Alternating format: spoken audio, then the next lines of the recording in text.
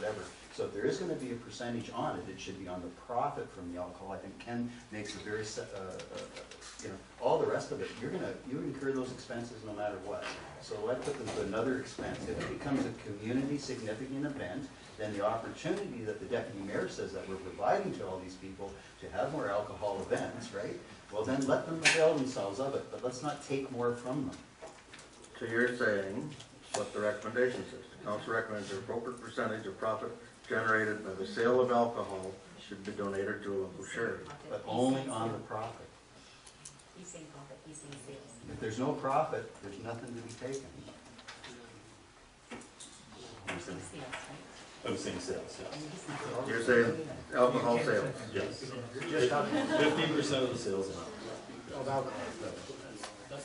So you're Because saying any organization is going to receive the money if there was an event that didn't make a profit, has the opportunity to waive that. okay. Okay. We need to listen here. What is the mover? What are you asking for? I am asking for 15% of the sales. Other than that, accept the report as it's written. Alcohol sales. 15% of the alcohol sales. Yes. Does the seconder agree with it? And all in favor of that? Carried. Thank you.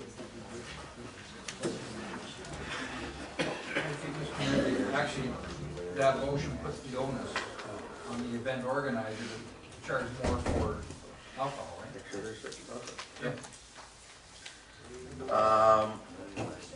8.9. Parks and Recreation, we've received Ontario Excellence in Design Award. And this event is, the award ceremony is up in Blue Mountain.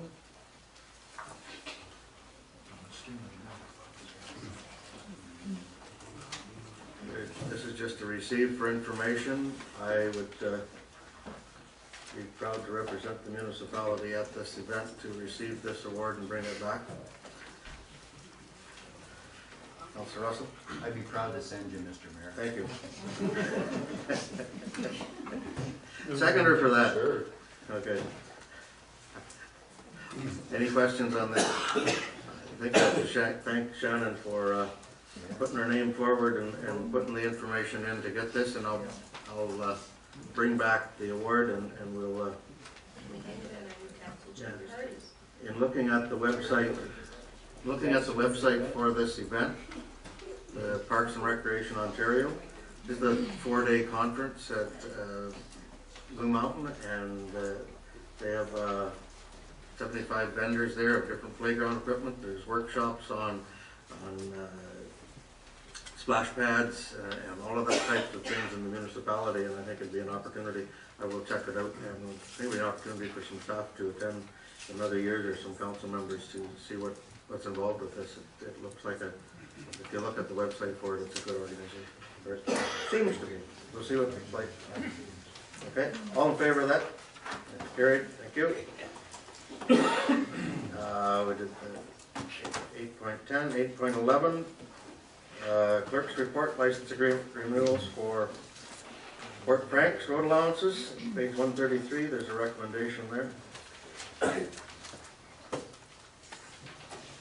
Councillor Scott. Before we move a recommendation, I'm wondering why we don't consider selling these. Because they're at the end of a road, they're going into a river, they're beside these people, so I'm asking why it doesn't have an option maybe to sell them. Through you to the clerk. Would you like to? We did look at that actually back in the old Zanquit days, and when we figured out the revenue that you would generate over the number of years versus and reflected it into the price, it was a substantial price actually. We have also. Well, for the municipality, the continued income would have, what we would be receiving in income would have made the price quite prohibitive actually when we factor it all in for long-term revenue generation. These are, there's a policy, a municipal policy regarding road allowances and to water. And if we get rid of those, we will never get them back. And then there's emergency access.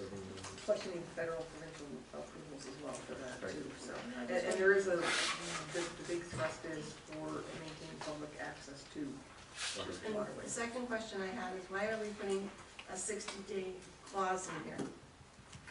Saying that we can give somebody 60 days and tell them that they can't have it or whatever. Termination of notice. Oh, with notice, in case, is that, because the municipality requires it for municipal purposes? So that's just a legalese that's been put in here?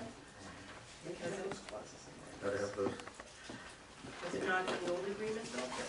Yeah, the only changes are the ones that are, I noted in my report, those are the only changes to the Okay, Councilor Russell, I'll make a motion that we go ahead with the agreement. the recommendation, second by Councilor Cook.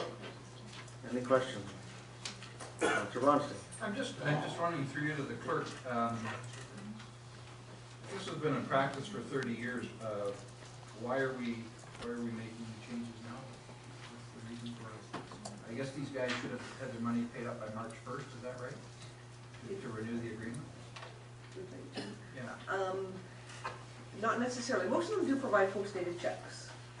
This just allows us, again, in the report, it does talk about how if it's done by March 1st, that gives the municipality time to find another leasing if these people are not interested anymore.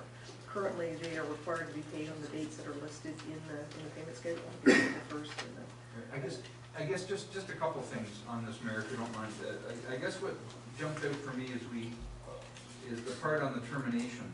I understand that we're asking for a 5-year term now, but we're prepared just to give someone 60 days notice.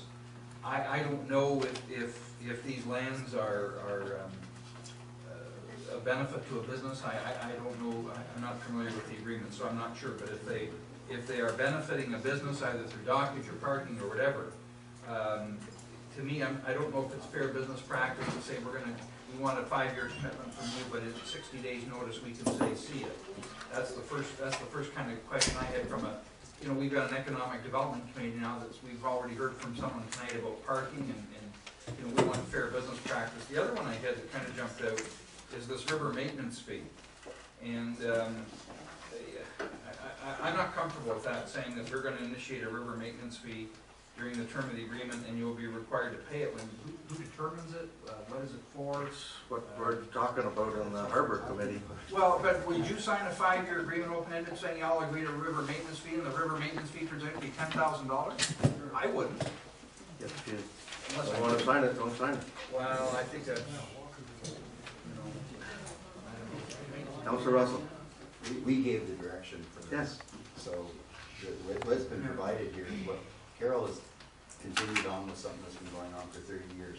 The price of the road allowances, if I remember correctly, back to the old Harbor Committee report for Port Franks, this was how the Harbor Committee was paid for. And river maintenance. And river maintenance at the time from these leases at the end of road allowances, and they also were, over a period of years, increased so that they became compatible with the current rates that were paid by other people renting said space. So if you had so many talkies, blah, blah, blah. So that's how the lease agreements eventually matured, I guess would be the term with it, Carol? Yes. Matured over the years. Where the river maintenance fee comes in is through our discussions last summer. And what we talked about was, how can we, after the fact, do something to somebody? Unless, Carol, I think made the comment to us that you can't do it after the fact. You better have it in your agreement. So this is an updating of the agreement. Yeah, but if it is, it's similar to anybody along the river. This is just another piece of property, right? They happen to be the leasee of the property. We are the owner of the property, right? So cost of business, you pass it on. Right, I think that argument was used earlier tonight, was it not? That's what she's done on our behalf. Am I correct? Yes, sir. This is our property, this is the road. Councilor Scott? That's on our So behalf. you sign this lease, and this committee that we're putting into place is going to be looking at some of these dollar values, because part of their group is to look at what's going to happen in the future with the harbors and the beach, and maybe giving money from householders that have voters. They're looking at all of that, right? So that we can see what the future holds for the harbors and the different things. I'd hate for us to have a 5-year agreement though, and all of a sudden be throwing $5,000 a year at somebody that they weren't expecting. Like,